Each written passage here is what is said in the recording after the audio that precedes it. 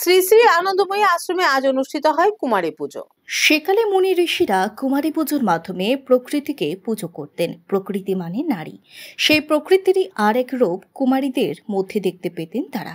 তারা বিশ্বাস করতেন মানুষের মধ্যে রয়েছে ঈশ্বরের অযুত প্রভাব, কারণ মানুষ চৈতন্যযুক্ত, আর যাদের সৎ মন কলুষতা মুক্ত তাদের মধ্যে আবার ঈশ্বরের প্রকাশ বেশি। কুমারীদের মধ্যে এই গুণগুলি থাকে মনে করি তাদের বেছে নেওয়া হয় এই পুজোর দেবী হিসেবে। শ্রী শ্রী আনন্দময়ী আশ্রমে আজ অনুষ্ঠিত হয় কুমারী পূজা। কুমারী পূজাকে ঘিরে দর্শনার্থীদের উপস্থিতি ছিল লক্ষণীয়। হিন্দু শাস্ত্রে কুমারী পূজা প্রচলন রয়েছে। বারাসুর স্বর্গ মূর্ত পাতাল দখল করে নিয়েছিল। তখন দেবতাগণ অসন্তুষ্ট হয়ে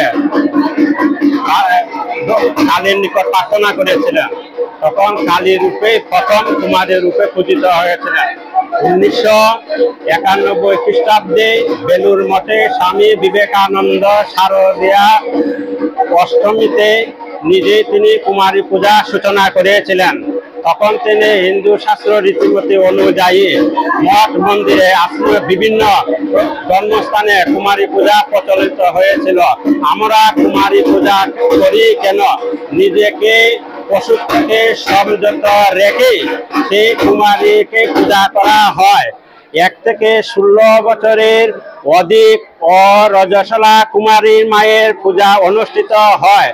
আজ আমাদের আনন্দময়ী মা আশ্রমে বাসন্তী পূজা উপলক্ষে শুভ অষ্টমী তিথি শুভ লগ্নে 6 বছরের উমাকে আজ এই কুমারী রূপে পূজিত হন।